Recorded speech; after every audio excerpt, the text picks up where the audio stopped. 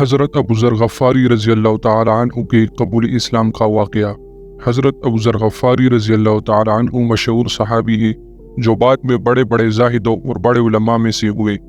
حضرت علی رضی اللہ تعالیٰ عنہ کا ارشاد ہے کہ ابو ذر رضی اللہ تعالیٰ عنہ ایسے علم کو حاصل کیے ہوئے ہیں جس سے لوگ عاجز ہیں، مگر انہوں نے اس کو محفوظ رکھا ہے۔ جب ان کو حضور اقدس صلی اللہ علیہ وآلہ وسلم کی نبوت کی پہلی خبر پہنچی تو انہوں نے اپنے بھائی کو حالات کی تحقیق کے واسطے مکہ بھیجا کہ جو شخص یہ دعویٰ کرتا ہے کہ میرے پاس وحی آتی ہے اور آسمان کی خبریں آتی ہیں، اس کے حالات معلوم کرے اور اس کے کلام کو غور سے سنے۔ وہ مکہ مکرمہ آئے اور حالات معلوم کرنے کے بعد اپنے بھائی سے جا کر کہا کہ میں نے ان کو اچھی عادتوں اور عمدہ اخلاق کا حکم کرتے دیکھا اور ایک ایسا کلام سنا جو نہ شعر ہے نہ کاہنوں کا کلام ہے۔ ابو ذر رضی اللہ تعالیٰ عنہ کو اس بات سے تسلی نہ ہوئی تو خود سامان سفر باندھا اور مکہ پہنچے اور سیدھے مسجد حرام میں گئے۔ حضور صلی اللہ علیہ وآلہ وسلم کو پہچانتے نہیں تھے، کسی سے پوچھنا مصلحت کے خلاف سمجھا۔ شام تک اسی حال میں رہے۔ شام کو حضرت علی رضی اللہ تعالیٰ عنہ نے دیکھا کہ ایک پردیسی مسافر ہے۔ مسافروں کی، غریبوں کی، پردیسیوں کی خبر گیری، ان کی ضرورتوں کا پورا کرنا ان حضرات کی گٹی میں پڑا ہوا تھا، اس لیے ان کو اپنے گھر لے آئے، میزبانی فرمائی، لیکن اس کے پوچھنے کی کچھ ضرورت نہ سمجھی کہ کون ہو، کیوں آئے ہو۔ مسافر نے بھی کچھ ظاہر نہیں کیا۔ صبح کو پھر مسجد آ گئے اور دن بھر اسی حال میں گزرا کہ خود پتہ نہ چلا اور دریافت کسی سے کیا نہیں۔ غالباً اس کی وجہ یہ ہوگی کہ حضور صلی اللہ علیہ وآلہ وسلم کے ساتھ دشمنی کے قصے بہت مشہور تھے۔ آپ کو اور آپ کے ملنے والوں کو ہر طرح کی تکلیفیں دی جاتی تھی۔ ان کو خیال ہوا کہ صحیح حال معلوم نہیں ہوگا اور بدگمانی کی وجہ سے مفت کی تکلیف علیحدہ رہی۔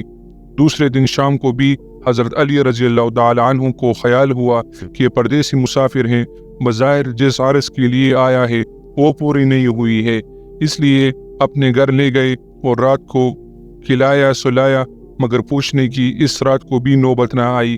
تیسری رات کو پھر یہی صورت ہوئی تو حضرت علی رضی اللہ تعالیٰ عنہ نے دریافت کیا، فرمایا کہ تم کس کام سے آئے ہو، کیا عرض ہے؟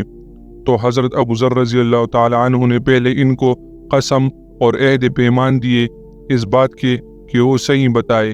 اس کے بعد اپنی عرض بتلائی۔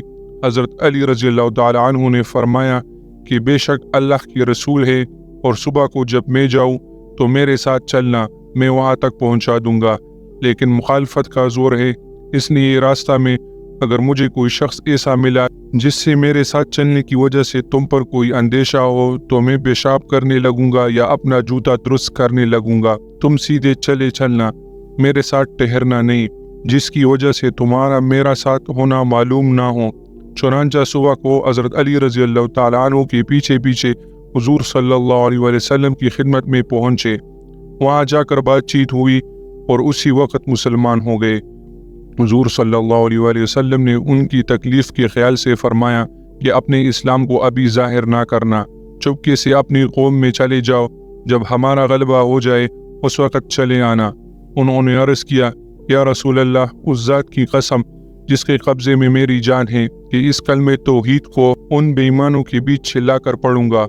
چنانچہ اسی وقت مسجد حرام میں تشریف لے گئے اور بلند آواز سے کہا، اشہد اللہ الہ الا اللہ و اشہد ان محمد رسول اللہ۔ پڑھا، پھر کیا تھا، چاروں طرف سے لوگ اٹھے اور اس قدر مارا کہ زخمی کر دیا، مرنے کے قریب ہو گئے۔ حضور صلی اللہ علیہ وآلہ وسلم کے چچا حضرت عباس رضی اللہ تعالیٰ عنہ جو اس وقت تک مسلمان بھی نہیں ہوئے تھے، ان کے اوپر بچھانے کے لیے لیٹ گئے اور لوگوں سے کہا کہ کیا ظلم کرتے ہو، یہ شخص قبیلہ غفار کا ہے اور یہ قبیلہ ملک شام کے راستہ میں پڑتا ہے، تمہاری تجارت وغیرہ سب ملک شام کے ساتھ ہے، اگر یہ مر گیا تو شام کا آنا جانا بند ہو جائے گا۔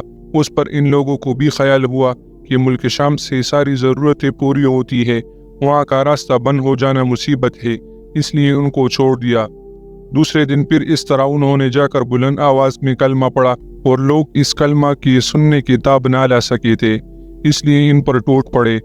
دوسرے دن بھی حضرت عباس رضی اللہ تعالیٰ عنہ نے اس طرح ان کو سمجھا کر ہٹایا کہ تمہاری تجارت کا راستہ بند ہو جائے گا۔ اس واقعے سے یہ سبق ملتا ہے حضور صلی اللہ علیہ وآلہ وسلم کی اس ارشاد کے باوجود کہ اپنے اسلام کو چھپاؤ، ان کا یہ فعل حق کے اظہار کا ولولہ اور غلبہ تھا کہ جب یہ دین حق ہے تو کسی کے باپ کا کیا جاتا ہے جس سے ڈر کر چھپایا جائے، اور حضور صلی اللہ علیہ وآلہ وسلم کا منع فرمانا شفقت کی وجہ سے تھا کہ ممکن ہے تکالیف کا تحمل نہ ہو، ورنہ حضور صلی اللہ علیہ وآلہ وسلم کے حکم کے خلاف صحابہ کرام رضی اللہ تعالیٰ عنہ کی یہ مجال ہی نہ تھی، چونکہ حضور اقدس صلی اللہ علیہ وآلہ وسلم خود ہی اسلام پہ لانے میں ہر قسم کی تکلیفیں برداشت فرما رہے تھے۔ اس لیے حضرت ابو ذر رضی اللہ تعالیٰ عنہ نے سہولت پر عمل کی بجائے حضور صلی اللہ علیہ وآلہ وسلم کے اتباع کو ترجیح دی۔ یہی ایک چیز تھی جس کی وجہ سے ہر قسم کی ترقی دینی اور دنیاوی صحابہ کرام رضی اللہ تعالی عنہم اجمعین کے قدم چھوم رہی تھی اور ہر میدان میں ان کا قبضہ تھا۔ جو شخص بھی ایک مرتبہ کلمہ شہادت پڑھ کر اسلام کے جھنڈے کے نیچے آتا تھا، بڑی سی بڑی قوت بھی اس کو روک نہ سکتی تھی، اور نہ بڑے سے بڑا ظالم اس کو دین کی اشاعت سے ہٹا سکتا تھا۔ دعا ہے کہ اللہ تعالی ہم سب کو صحابہ کرام رضی اللہ تعالی عنہ کے نقش قدم پر چلنے کی توفیق عطا فرمائے، آمین۔